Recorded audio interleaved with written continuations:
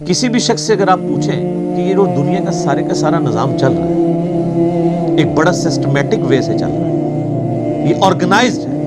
اب تو جس طرح سائنس نے ترقی کی ہے، پہلے تو وہ زمانہ تھا لوگ کہتے تھے مٹی سے خود بخود ڈڈو بن کے نکل آتے ہیں، نہ اس وقت لوگوں کو ڈی این اے اسٹرکچر کا پتہ تھا نہ جینز کا۔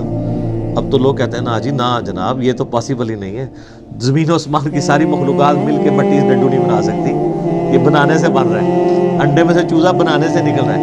تو یہ اتنے آرگنائز چیز ہے، وہ کہتے ہیں نہیں جی کوئی ایک سپریم بینگ یا کوئی سپر نیچرل ایجنسی ہے جس نے ہر چیز کو ایک ٹریک کے اوپر چڑھایا ہوا ہے کہ ایک بیج بوتے ہیں 6 ارب گنا بڑا درخت بن جاتا ہے، اس بیج کے اندر جو زندگی ہے پھر اس کے اندر کس طریقے سے وہ پرفارم کرتا ہے، پتے پھر پھول نکلتے ہیں پھر پھل بنتا ہے، پانی کے ذریعے کیا کچھ ہو رہا ہے۔ ایک تو ایک ٹاپک ہے، اس پہ گھنٹوں بولا جا سکتا ہے۔ یہ ساری جو فزیکل فنامنا آف نیچر ہے، قانون قدرت ہے، جب ان کو آبزرو کرتا ہے نا تو غیب پہ سارے ایمان رکھے ہیں کہ نہیں یار کوئی چلا رہا ہے۔ پوچھے کدھر ہے، وہ کہتے ہیں ہمیں نظر نہیں آ رہا، لیکن وہ ایسا باطن ہے کہ اس سے زیادہ ظاہر کوئی نہیں ہے، اور ایسا ظاہر ہے کہ اس سے زیادہ باطن کوئی نہیں۔ اللہ اپنی قدرتوں سے کتنا ظاہر ہے لیکن سب سے پوشیدہ ہے۔ تو یہ سب کچھ غیب کی طرف انسان کو لے جاتا ہے۔ تو وہ یقین کیے ہوئے ہیں ڈر جانے والے لوگ کہ یار کسی کے کرنے سے ہو رہا ہے۔ یہ جو ہارمنی ہے یونیورس کے اندر، سر اب جو کچھ ہمیں پتہ چل رہا ہے سائنس کی برکت سے، تو انسان پریشان ہو جاتا ہے کہ یہ نظام چل رہا کیسے ہے۔ میں آپ کو صرف یہ بتاتا ہوں کہ سائنٹسٹ کہتے ہیں کہ اس کائنات میں اتنا بیلنس ہے کہ اگر ایک بال پوائنٹ کو اس کی نوک پہ کھڑا کر دیا جائے، یہ پاسبل ہے کہ نوک پہ کھڑا ہو جائے، بہت ہی زیادہ کوئی سوفسٹیکیٹڈ بیلنس ہو تو یہ پاسبل ہے، اور یہ 1 ارب سال یوں کھڑی رہے گرے نا، اس سے زیادہ بیلنس جو ہے نا وہ اس کائنات میں ہے۔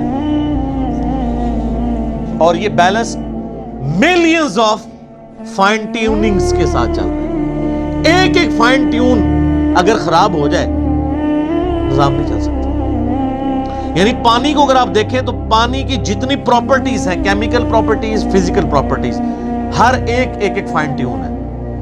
اس کی گریوٹی ڈسٹرب ہو جائے، یہ فضا کے اندر جو آکسیجن اور نائٹروجن کی مقدار ہے، نائٹروجن زیادہ ہو جائے یا آکسیجن کم ہو جائے، کوئی زندہ رہ سکتا ہے؟ یہ بھی ایک فائن ٹیوننگ ہے۔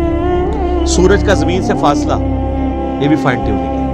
پھر سورج اور زمین کے درمیان جو اللہ تعالیٰ نے لیئرز رکھی ہیں، 99.99% ہارمفل ریز ہیں سورج کی، وہ نیچے آتی نہیں ہے، راستے میں ریپیل ہو جاتی ہے۔ کچھ اگر کراس بھی کرتی ہیں ارتھ میگنیٹک فیلڈ کی وجہ سے ریپیل ہو جاتی ہے، اور صرف وہی آتی ہیں۔